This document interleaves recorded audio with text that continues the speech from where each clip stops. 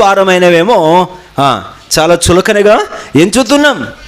ఇప్పటి కాలం ఈ భౌతికమైనటువంటి శ్రమలు, నిందలు, అవమానాలు, తిరస్కారాలు ఇవన్నీ చాలా చులకనగా ఎంచంటే అవేదో పెద్ద బండరాయల మీద పడిపోయినట్లుగా, అసలు మొయలేనంత కొండల మీద వేసుకొని మోసేసినట్టుగా ఆబోజోబాలు పడిపోయి పెద్ద నాకు తప్పించి ఇంకెవ్వరికి లేదన్నట్టుగా ఒక పెద్ద పిక్చర్ క్రియేట్ చేసేసుకుంటాము.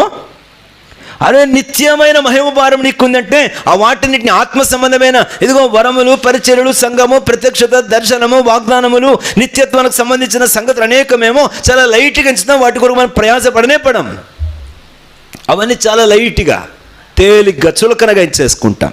వాటి గురించిన ఆనందం ఉండదు, వాటిని గురించిన ఆరాధన ఉండదు, వాటిని గురించిన నిరీక్షణ ఉండదు. ఎంత బాధాకరమో ఆలోచన చేయండి.